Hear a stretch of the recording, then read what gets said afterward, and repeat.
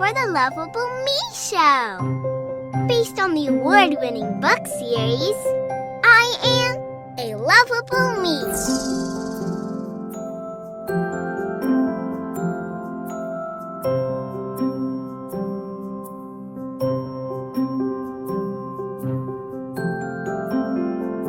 Get ready to have some fun learning with Lovable, our resident enlightening bug.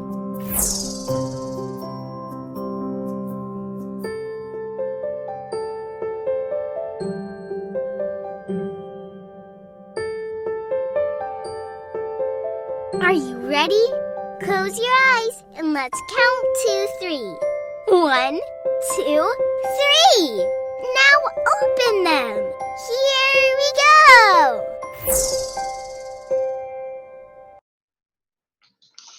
Hello and welcome to the Lovable Me Show. I'm Sharon Penchina, your host and the author of the award-winning I Am a Lovable Me books for children.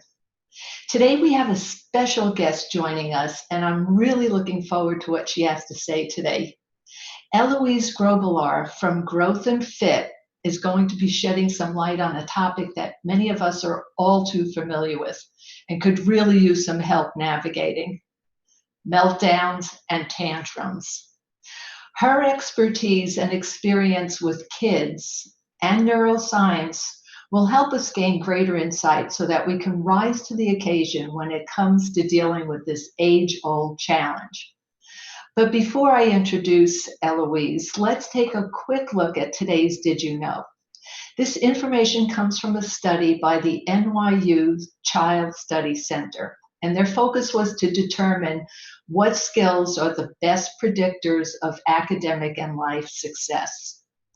Now, educators found that students who receive an exclusively academic education might be ill-equipped for future challenges.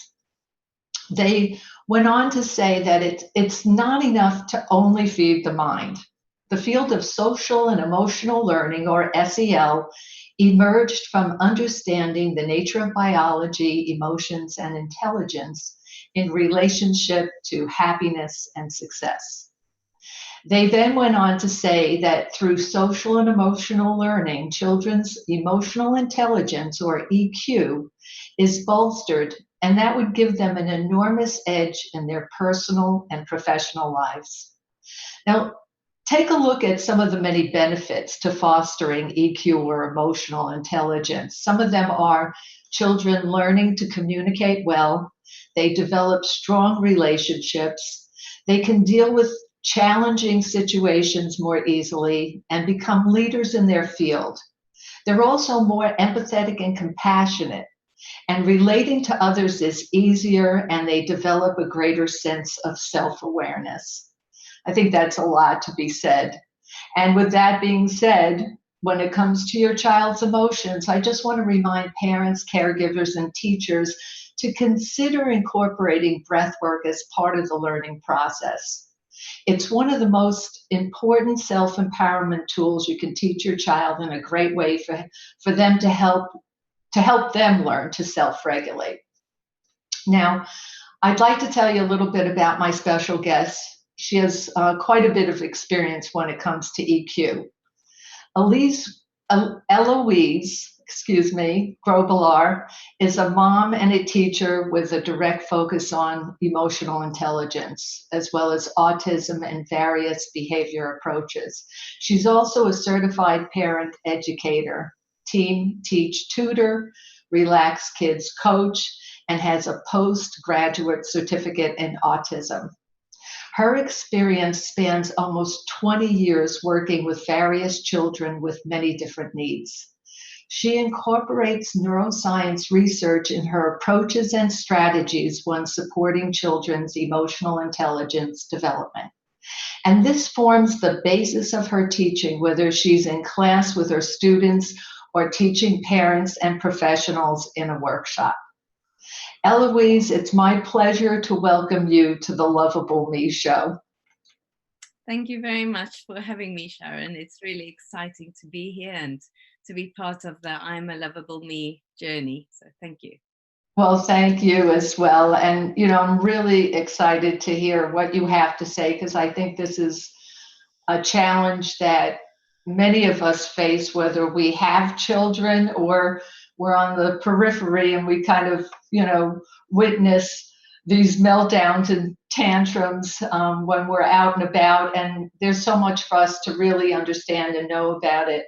So I want to jump right in and find out from you why meltdowns and tantrums are so common in the early years.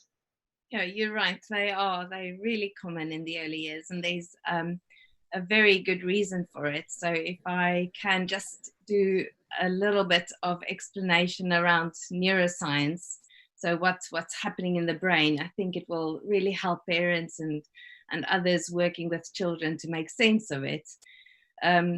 When a child is born, they are really just born with their basic brain working very well. So all the automatic functions can happen.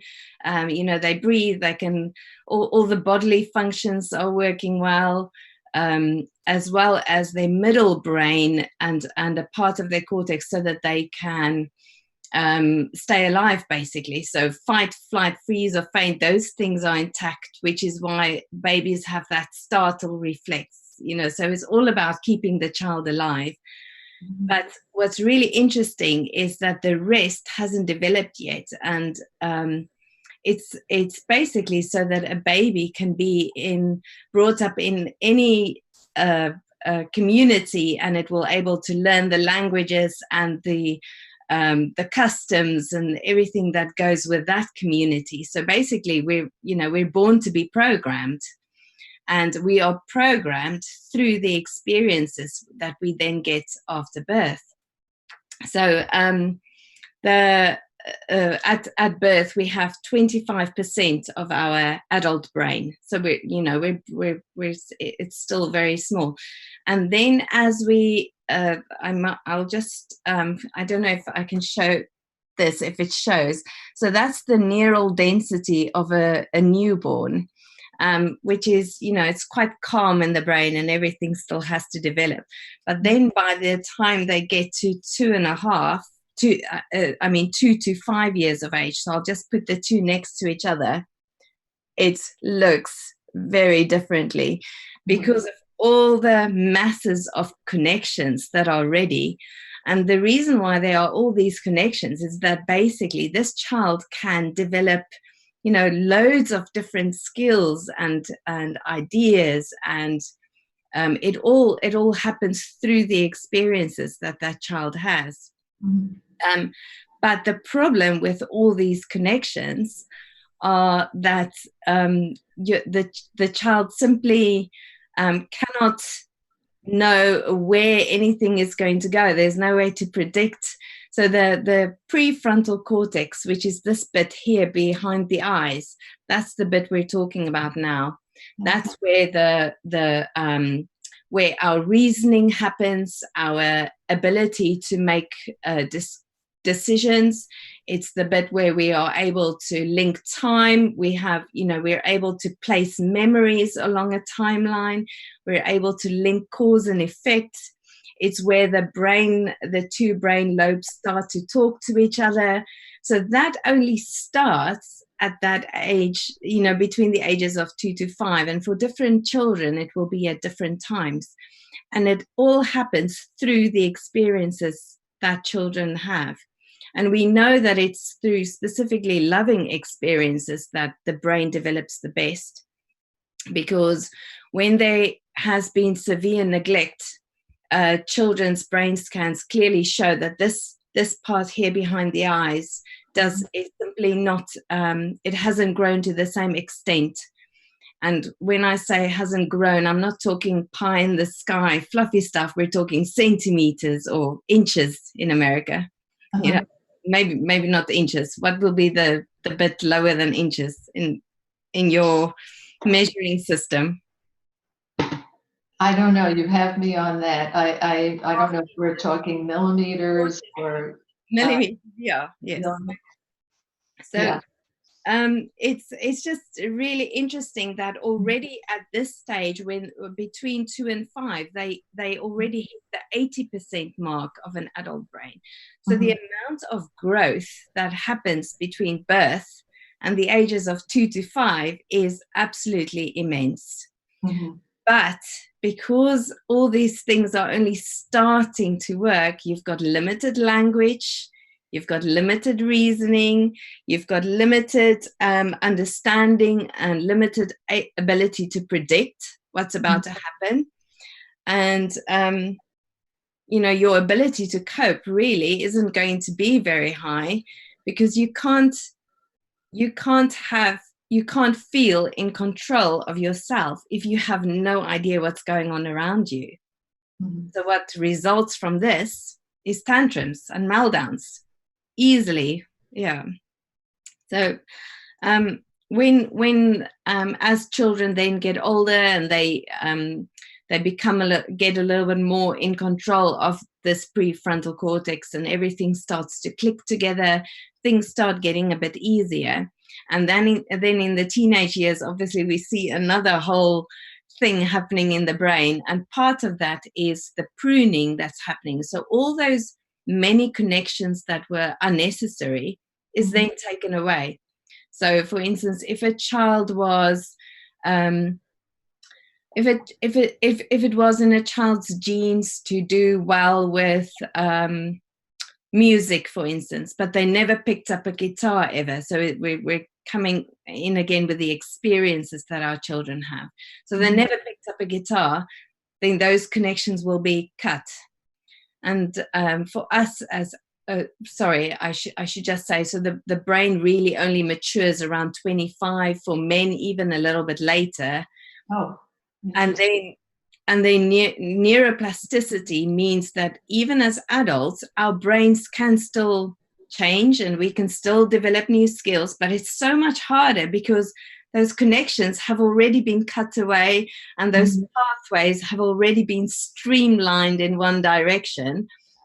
But when we're children, all those connections are there, ready to be used. Literally a child can be formed in so many ways. So it is a frustrating time for parents, but it's also actually a really exciting time if you think about all the opportunities that there are for that little person to develop. Yes. Yeah. And it's interesting because in the early years, while the brain hasn't matured or developed to the point of a child being able to discern or to self-regulate, et cetera, and yet those early years are critical in terms of what's happening around them and what they hear and everything else, because they really are like sponges. And so everything that is an influencer in their lives, including the parent, the people around them, modeling behavior, while they may not be able to articulate it, they certainly are getting it. That information. So basically our brains are programmed that the experiences we had as young children decides what information enters the brain and then how the brain interprets it. So that's how big it is. Basically, everything from then on, our perceptions about everything in life is affected by those initial years. Yeah, exactly. So, Eloise, can you share with us? I'm assuming there's different types of meltdowns. Yeah, and they're not all coming from, in a sense, the same place. If you could shed some light on that, and if there are differences, how do parents and caregivers and teachers, how are they able to discern the differences? Sort of what's true and what's manipulative. That's right. Yes. So we do call them true meltdowns or manipulative meltdowns, and they have although they might look the same on the surface, they are very different. So I'm going to use Dan Siegel's hand-brain model. Now, Dan Siegel is fantastic at explaining all the basics parents need to know about brain. So his books are really good. I can thoroughly recommend them. But he has a hand-brain model. So this will be the brain stem where which regulates my breathing, all the automatic things like reflexes, blinking, all those things would be here. This would be the brain stem. And then my thumb would be the middle brain, where I have my hippocampus, which just absorbs all my memories from when I can't even explain them. They're all just taken in. They're all my experiences, as well as my amygdala. And the amygdala is the one that we need to be aware of with little ones, and I'll explain more about that now. But it's the one that's in charge of keeping us alive. So all our fight, flight, freeze, or faint reflexes come from, or responses come from there. And then we have the cortex, which would be the bit going over it, and the bit we are specifically talking about, which is the prefrontal cortex. And what happens with a true meltdown is that basically my feelings here get so massive and so big that it just cuts off all connection with my prefrontal cortex. So it's like flipping your lid. It's proper. I have no more control. I do not know what I'm doing. I just need to know. I just need to stay alive, basically. And if you are, if you are 1.5 or 2.5 or 3.5, at that stage, your brain thinks you're in a permanent state of needing to stay alive. So it could be that you have asked your child to spit out an ant that they've put in their mouth, or it could be that you've given them the red cup instead of the blue cup. That's not the point here. The point is their brain has perceived that big emotion as needing to stay alive. And, if we think about coming across a snake, my brain isn't going to allow me time to first look whether it's a brown snake or a yellow snake, and is it rattling, and do I need to run it? My brain's just going to go jump and get me out of that. And that's what's happening here. So it's cutting the connections with the thinking brain, because there's no time. We need to just act and stay alive here. Right, act automatically. That's right. This is a true meltdown, and this is a meltdown where even if you gave the child what they initially wanted, it's not going to stop the meltdown, because there's no reasoning. And at this point, if I am shouting at them, or I'm threatening time out, or I'm telling them that they're going to lose TV time, or whatever the case may be, it's not going to fix the meltdown. You're probably just going to prolong it, because you're just throwing more information on top of it, and you're just making it worse. You're not getting absorbed. They're really not taking that information in. They can't. They've lost connection with the thinking brain. It's not the thinking brain that's in charge here. It's the amygdala. And then the difference between that and a manipulative meltdown is they haven't lost it, and their reasoning is still intact. And what they're doing is they're just upping it to the point where they can get what they want. And we see this most of the time in shopping aisles in supermarkets, right? Yes, and in restaurants. we were just talking about that. Yeah. So we need to deal with them in different ways. So you were saying earlier about that, what we model and how we are helping them manage it is all absorbed and all goes into how they perceive themselves then. So with a true meltdown, that is where we need to manage them, and we need to help them regulate. And if we're looking at the hand-brain model, knowing that it's the feelings that are in charge here, the way to connect is to validate the feelings. So you'll say things like, oh my goodness, you're so upset, you're so angry, you know, I can see that this is clearly bad for you, you know, you're so cross, and all those things, whatever the case may be, or you're frightened, or you were worried that I was, you know, that I'm going to leave you, or whatever the case may be. But we need to validate their feelings and give them language for those feelings, because we are the ones helping their prefrontal cortexes make sense of the world. Right. And so maybe echoing back to them what they're saying, to, you know, if they're able to articulate, you know, what's going on or what they want, to at least echo that back to them, that we hear them. Yes, they need to feel felt. They need to feel heard, because it's only when they feel that connection that the feelings can go, okay, we can calm down. And as they calm down, the prefrontal cortex can come back into play. But until that point, there's no reasoning, and there's no, you know, you can threaten with whatever you want. If it's a real meltdown, it's not going to make a difference. So I think that's really important to know. And then, as you say, as they hear more and more the words around feelings, they will then be able to articulate it. But if we don't help them label what they're feeling and what they're experiencing and making sense of it, then we're not equipping them.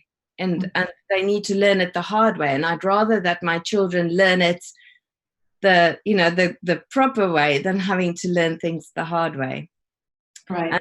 And with a manipulative meltdown, well, I think you just need to get out of wherever you are and try to, you know, get out without too many scars. But if you're at home, that's the perfect time where you can just ignore things and put on a really bored face and, you know, go on with other things. I think we were talking earlier about restaurants specifically. And unfortunately, a restaurant is not the place really to be ignoring stuff, because it's a manipulative meltdown. They will keep upping it until they get what they want. And you know it's manipulative because they will stop when they get what they want. Yes. So what do you recommend to parents and caregivers or anyone who's out with their children? What would you recommend they do in the moment? I think so. We will in the moment, I think, you know, you count your losses and you get out, because if you give in, you are going to feel that behavior. This is the problem. So obviously we can't fight all the battles. If we were fighting each and every battle, we would, you know, there would never be any time to breathe, especially when they're younger. But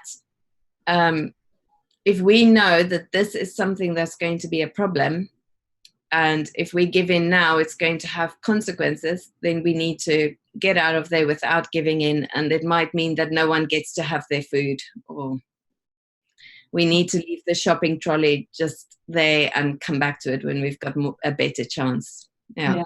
And I think in repeating that type of response, you know, from the parent caregiver's perspective, that repetition and consistency of that same response will ultimately impress upon, you know, the child that, you know, if that's how you act out, you're going to miss out in a sense, you know, and that this is the outcome. Like you say, children don't take long to learn these things. Right, exactly. Twice. It's going to be awful for you, but it's going to be worth it. Yeah.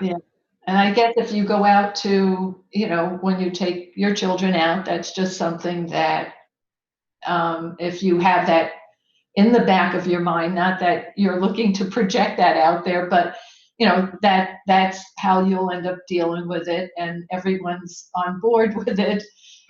It's not going to be so, you know, big a disruption. Yeah. Eloise, what would you say are the best strategies to potentially avoid meltdowns or be proactive so that the amount of meltdowns or tantrums that might occur can be minimized. Yeah. So Jane Nelson wrote a book about, she wrote a book called Positive Discipline. And in it, she has a really good bit about the 2 basic human needs and explains it really well. So we all want to feel significance, and we all want to feel like we belong.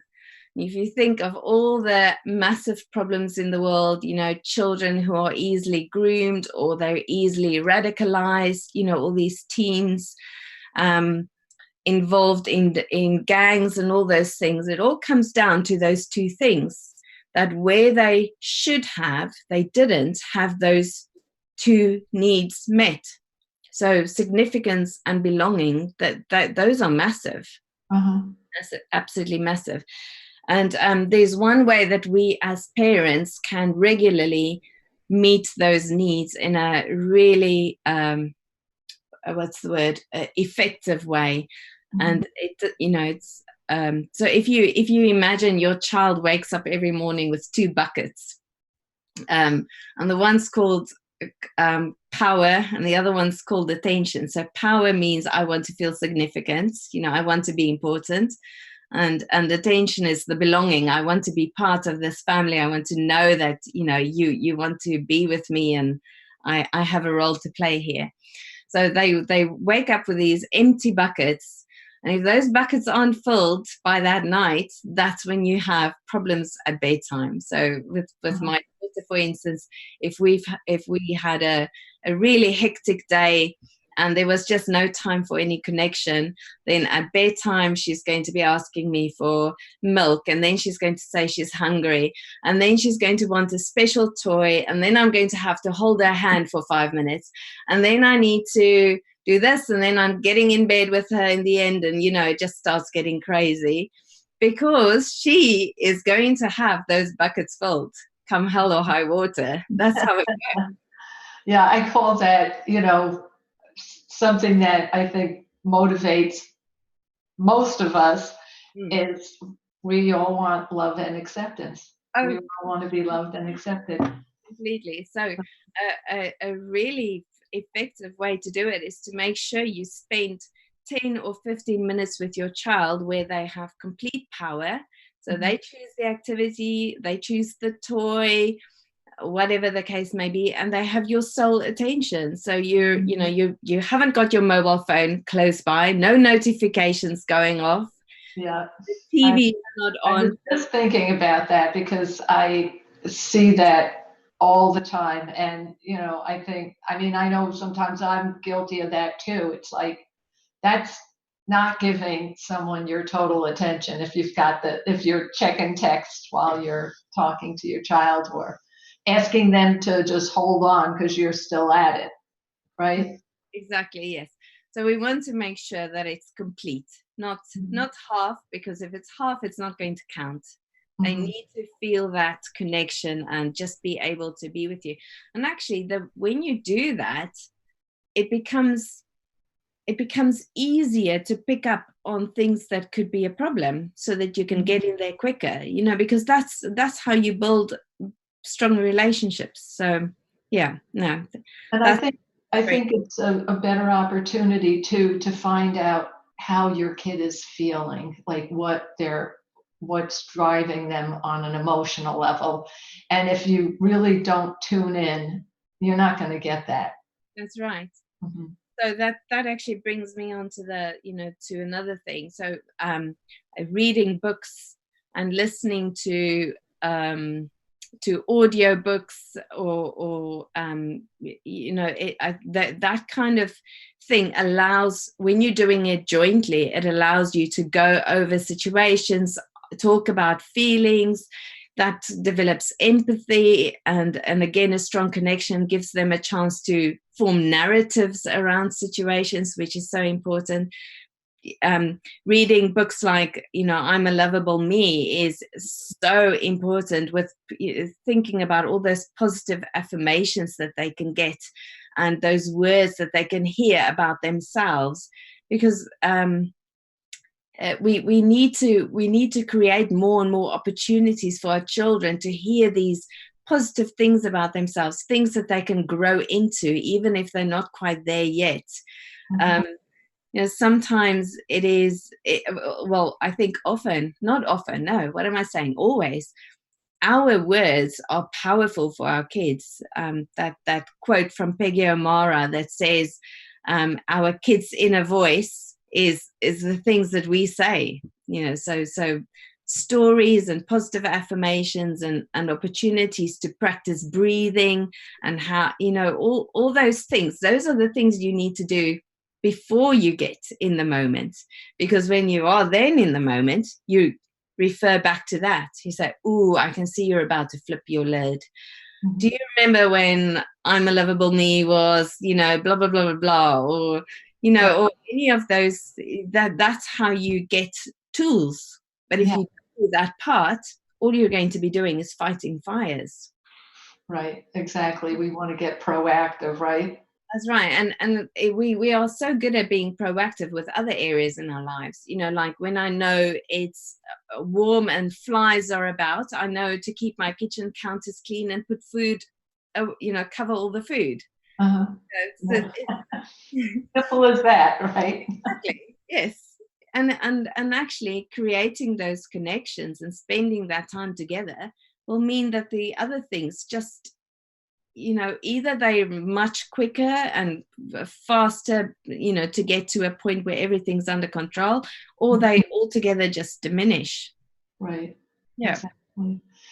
Well, you've really shared a lot with us today, and I could keep going on this topic because I think it's one that most of us have encountered in one way or another, and it's good to know the information that you shared about the neuroscience, because those of us who are sort of on the sidelines watching it unfold, might have greater compassion for the person who's going through, because not everyone, I think, not every parent has sort of realized that, when it's a manipulative meltdown, that you need to, extricate your yourself and your, kids at that time.